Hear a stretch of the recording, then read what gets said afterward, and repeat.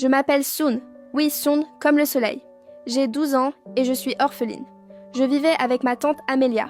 Ma misère a commencé le jour où ma mère est morte. Je suis devenue une servante dans la maison de ma tante, la sœur aînée de ma défunte mère. Après tout, c'était elle qui m'avait accueillie. Chaque jour, je faisais à manger pour toute la maison. Ma tante me criait dessus sans cesse. J'allais au marché, je lavais les assiettes, je nettoyais la maison. Je faisais le ménage comme une grande. Chercher de l'eau, c'est encore moi. Je n'avais pas droit au repas tant que je n'avais pas fini toutes mes tâches.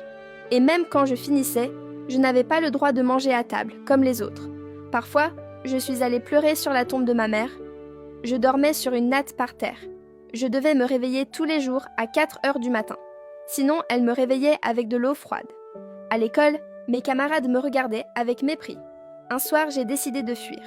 Je ne savais pas où aller, mais je quittais enfin cette maison de l'enfer. J'ai dormi dans la rue avec ma valise. Et c'est là que ma vie a changé pour toujours. J'ai rencontré une belle dame qui m'a réveillée en pleine rue. Elle m'a dit « Viens dormir chez moi ».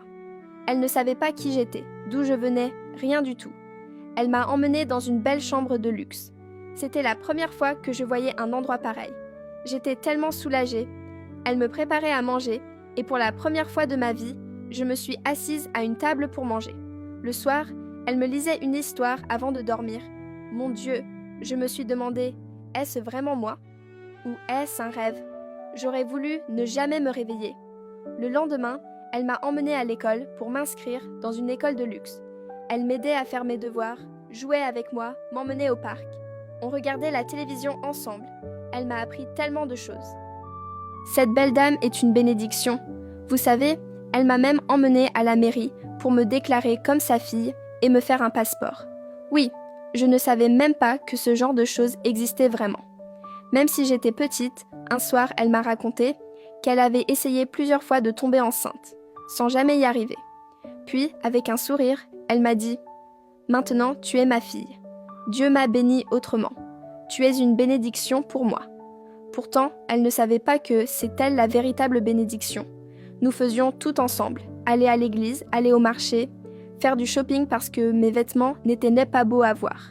Aller au resto, à la piscine, nous sommes même allés sur la tombe de ma mère. Je sais là où elle nous voit, elle est heureuse. Je comprends maintenant pourquoi elle m'a donné ce nom, Sun comme le soleil. Vous savez, pendant mes vacances scolaires, elle a voyagé avec moi ?